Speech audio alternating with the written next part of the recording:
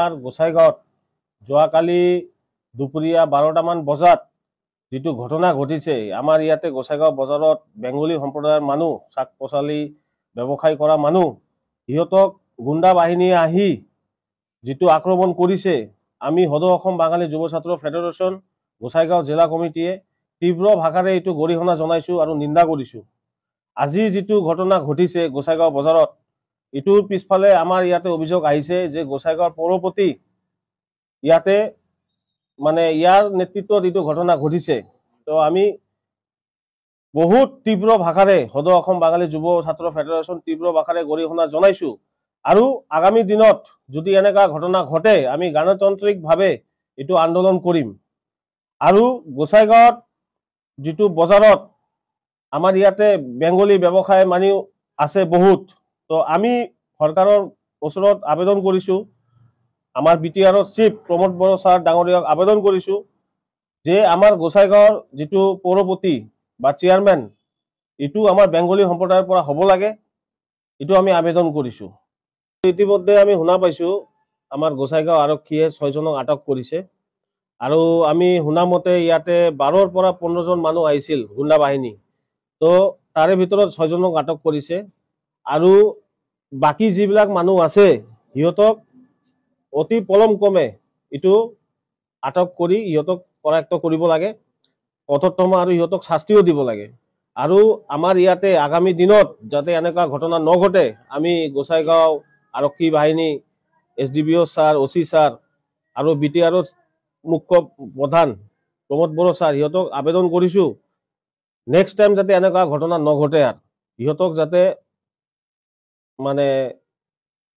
ব্যৱসায়ীসকলক আপোনাৰ সুৰক্ষাটো দিয়ে। বেংগলী সম্প্ৰদায়ৰ আমাৰ মানুহ আমাৰ ইয়াতে আহি অভিযোগ দিছে আৰু আমি শুনিও পাইছোঁ যে আমাৰ যিটো পৌৰপতি আছিলে প্ৰফুল্ল ইছলাৰী, লগত আৰু ভাইচ চেয়াৰমেন ৰাজীৱ দেৱনাথ, লগত আৰু এখেতৰে ষ্টাফ প্ৰদীপ দেৱনাথ, ইহঁতৰ 3জনৰ বহুত ইয়াতে কাৰাপশ্যন হৈছে। আমি চৰকাৰৰ ওচৰত প্ৰাৰ্থনা আবেদন কৰোঁ এইটো উচিত তদন্তটো হ'ব লাগে আৰু সিহঁতক যদি এনেকুৱা কৰিছে যিটো কাৰাপশ্যন, উচিত তদন্ত কৰি সিহঁতক শাস্তিটো প্ৰদান কৰিব লাগে। চৰকাৰৰ ওচৰত এইটো আমাৰ অনুৰোধ। আৰু বৰ্তমানৰ যিটো বোৰ্ড আছে গোসাইগাঁও টাউন কমিটি, এই বোৰ্ডটো টোটেলি চেঞ্জ হ'ব লাগে আৰু নতুনকৈ বোৰ্ড কমিটি গঠন হ'ব লাগে।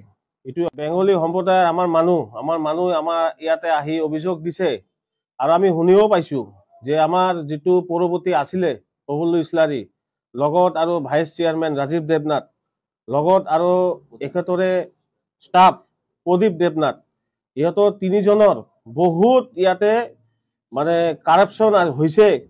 আমি চৰকাৰৰ ওচৰত প্ৰাৰ্থনা আবেদন কৰোঁ এইটো উচিত তদন্তটো হ'ব লাগে আৰু সিহঁতক যদি এনেকুৱা কৰিছে যিটো কাৰাপশ্যন, উচিত তদন্ত কৰি সিহঁতক শাস্তিটো প্ৰদান কৰিব লাগে। চৰকাৰৰ ওচৰত এইটো আমাৰ অনুৰোধ। আৰু বৰ্তমানৰ যিটো বোৰ্ড আছে গোসাইগাঁও টাউন কমিটি, এই বোৰ্ডটো টোটেলি চেঞ্জ হ'ব লাগে আৰু নতুনকৈ বোৰ্ড কমিটি গঠন হ'ব লাগে।